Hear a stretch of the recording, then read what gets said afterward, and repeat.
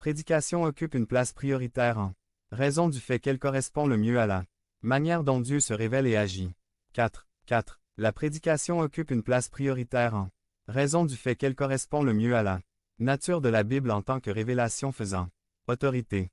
Matthieu 4.23, 9.35, 11.1, Acte 28.31, 1 Timothée 2.7, 2 Timothée 3,16 à 4, 5. Que dit la Bible sur la prospérité? Introduction 1 de 4. Bon nombre de pasteurs enseignent de nos jours que les chrétiens sont appelés à être riches. S'ils ne le sont pas, c'est qu'ils n'ont pas de foi ou encore qu'ils ne donnent pas suffisamment à Dieu, car Dieu promet de donner au centuple MC. 10.30. Introduction 2 de 4. Dieu veut que vous soyez riches. Si vous n'êtes pas prospère, c'est parce que vous n'avez pas assez de foi. La grâce marche de pair avec la graisse. Commandez la bénédiction de tomber sur vous chaque matin. Dites, aujourd'hui sera le jour où je deviendrai riche. Introduction 3 de 4. Avez-vous entendu ce genre de slogans récemment? ESTCE ce qu'enseigne la Bible.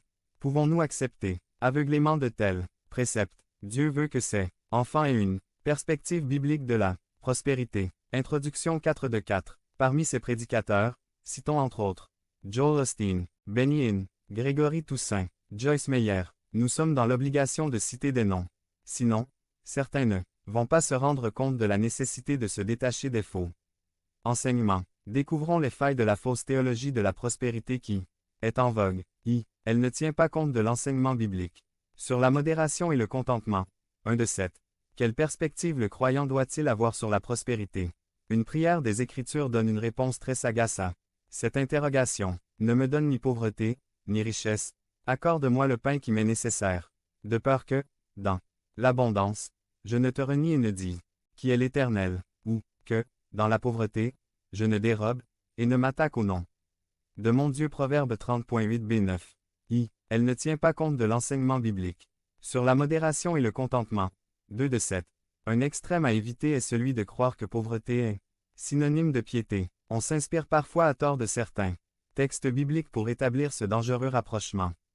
Elle ne tient pas compte de l'enseignement biblique sur la modération et le contentement. 3 de 7. Le pauvre Lazare, à sa mort, alla dans le sein d'Abraham, Arcton, tandis que le mauvais riche fut en proie au tourment du séjour des morts. Luc 16:9 à 31. De même, le jeune homme riche refusa de suivre Jésus à cause de ses grandes possessions. Luc 18.1830. Et même Jacques dénonce avec virulence les riches. Jacques 5,1 à 6. Elle ne tient pas compte de l'enseignement biblique sur la modération et le contentement. 4 de 7. Elle ne tient pas compte de l'enseignement biblique sur la modération et le contentement. 5 de 7.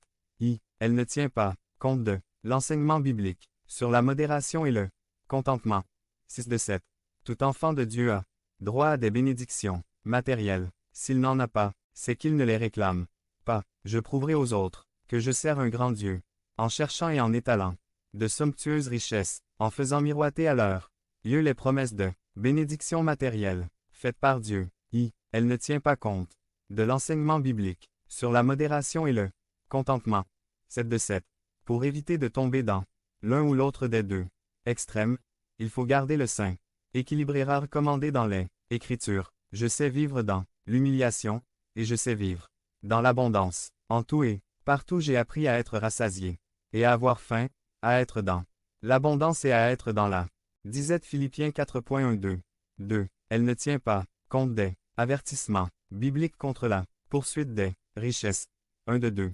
Paul rappelle, mais ceux qui veulent s'enrichir tombent dans la tentation, dans le piège, et dans beaucoup de désirs insensés et pernicieux qui plongent les hommes dans la ruine et la perdition, car l'amour de l'argent est une racine de tous les maux, et quelques-uns, en étant possédés, se sont égarés loin de la foi, et se sont jetés eux-mêmes dans bien des tourments. 1 Timothée 6, 9, 10. 2. Elle ne tient pas compte des avertissements bibliques contre la poursuite des richesses. 2 de 2. L'Écriture avertit que la cupidité est une idolâtrie. Colossiens 3.5.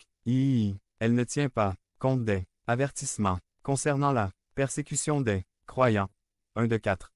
L'Écriture nous avertit que tous ceux qui veulent vivre pieusement en Jésus Christ seront persécutés. 2 Timothée 3.12. Elle ne tient pas compte des avertissements concernant la persécution des croyants. 1 de 4. Si la richesse est le signe d'approbation de Dieu sur la foi de certains croyants, les chrétiens n'en tireraient-ils plus de foi que leurs frères et sœurs démunis d'Asie, d'Amérique latine, d'Afrique, du tiers monde qui n'auraient pas assez de foi pour être riches et, puis encore, qui sont parfois persécutés. Elle ne tient pas compte des avertissements concernant la persécution des croyants. 2 de 4. Selon un article publié en janvier 2021, chaque jour, 13 chrétiens dans le monde sont tués à cause de leur foi. Chaque jour, 12 églises ou bâtiments chrétiens sont attaqués. Et chaque jour, 12 chrétiens sont injustement arrêtés ou emprisonnés, et 5 autres sont enlevés.